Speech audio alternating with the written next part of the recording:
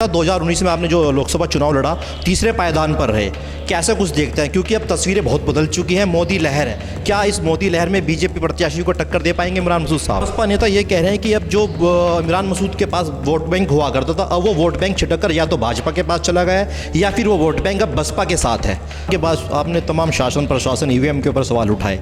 अब इन चीज़ों को फेस करने के लिए इमरान मसूद साहब कितने मजबूत मानते हैं अपने आप को? व्यापारी परेशान है, उसे जीएसटी के नोटिस मिल रहे हैं, इनकम टैक्स के नोटिस मिल रहे हैं, नौजवान परेशान है, उसे नौकरी नहीं मिल रही है। तो मुझे बताइए, सारा सब तो परेशान है, तो सबका समर्थन मुझे मिल रहा है, चुनाव जीतेंगे इंशाल्लाह। राहुल गांधी ने दी है गारंटी इस बात की। उत्तर प्रदेश की नंबर 1 लोकसभा पर अभी किसी पार्टी ने अपने पत्ते नहीं खोले हैं, लेकिन इमरान मसूद साहब बहुजन समाज पार्टी से निष्कासित होने के बाद लगातार एक बात कर रहे हैं कि चुनाव लड़ेंगे और गारंटी शुदा चुनाव लड़ेंगे। और आज इस वक्त इमरान मसूद साहब मेरे साथ मौजूद है बातचीत करने के लिए।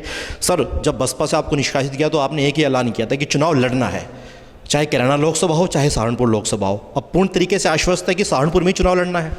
क्या वो आपको लग नहीं रहा कि मैं चुनाव लड़ रहा हूँ? चुनाव लड़ने के लिए क्या करना पड़ेगा मुझे बताओ आप। जो सोशल मीडिया पर वीडियो जारी हो रही है कि इमरान मसूद साहब सहारनपुर छोड़कर किसी और अन्य सीट पर उतर सकते हैं। किसी जारी, तो ये बौखलाहट है। देखिए, हमारा चुनाव बहुत मजबूत हमेशा रहता है और इस बार बहुत ज़्यादा मजबूत है। चुनाव में दिखाई दे रहा है जिस तरह का समर्थन है, तो विपक्षों की बौखलाहट है। वो बौखलाहट के अंदर नए नए शिगुफे छोड़ते रहते हैं, ऐसा कुछ भी नहीं है।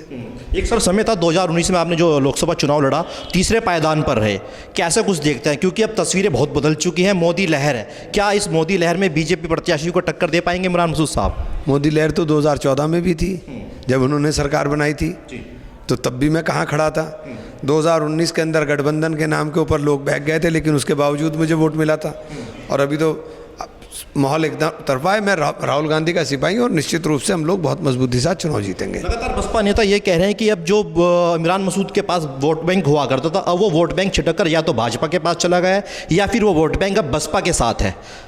बसपा के पास तो अनफॉर्चुनेटली बहुजन समाज पार्टी एक बहुत बड़ी पार्टी थी और मान्यवर काशीराम जी ने एक बहुत बड़े वर्ग को मिशन मूवमेंट के साथ जोड़ करके खड़ा करने का काम किया।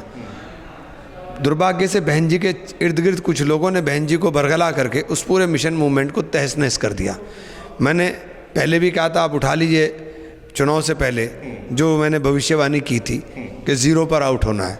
वो एक आदमी जीता था इनका, वो भी तुक्के से जीत गया, उमाशंकर सिंह। हालांकि वो भाजपा में है, कहने को इनके साथ है लेकिन भाजपा में है। बहुजन समाज पार्टी अकेले चुनाव लड़ने का फैसला उनके लिए मतलब ऐसा होगा कि वो पार्टी को तबाही की तरफ ले जाएगा। मैंने बहन जी से यही बात कह दी थी, मुझे पार्टी से निकाल दिया। जो 2024 का नतीजा खुलेगा, आप देख लीजिएगा कि पूरे देश में भारतीय जनता पार्टी बहुजन समाज पार्टी का वोट बैंक कितना बचा है, आपको खुद पता चल जाएगा। निकाय चुनाव के अंदर हार के बाद आपने तमाम शासन प्रशासन ईवीएम के ऊपर सवाल उठाए। अब इन चीज़ों को फेस करने के लिए इमरान मसूद साहब कितने मजबूत मानते हैं अपने आप को? भैया कोशिश कर रहे हैं। देखिए, जो सवाल उठाए थे गलत नहीं उठाए थे। अब सुप्रीम कोर्ट का डंडा चल रहा है, दिखाई दे रहा है। अधिकारियों को समझ लेना चाहिए कि आज नहीं कल को उनको भी हिसाब देना पड़ेगा। देखिए, हर चुनाव के अंदर इमरान मसूद साहब एक समीकरण बनाते हैं, खास तौर से 24 के चुनाव में कौन सा समीकरण लगाकर बैठे हैं इमरान मसूद साहब? देखिए, मेरे चुनाव के अंदर इस बार का समीकरण इतना बढ़िया है कि इस बार कोई मुझे समीकरण बनाने की ज़रूरत नहीं पड़ रही। लोग खुद ही आ रहे हैं, खुद ही कह रहे हैं। हर वर्ग का समर्थन, हर वर्ग की हमें मिल रही है। किसान परेशान है, उसको फसल का दाम नहीं मिल रहा है। व्यापारी परेशान है, उसे जीएसटी के नोटिस मिल रहे हैं, इनकम टैक्स के नोटिस मिल रहे हैं। नौजवान परेशान है, उसे नौकरी नहीं मिल रही है। तो मुझे बताइए, सारा सब तो परेशान है, तो सबका समर्थन मुझे मिल रहा है और चुनाव जीतेंगे इंशाल्लाह। राहुल गांधी ने दी है गारंटी इस बात की कि मैं नौजवान को दूंगा रोज़गार। तो राहुल की गारंटी है, मोदी के वादे नहीं है।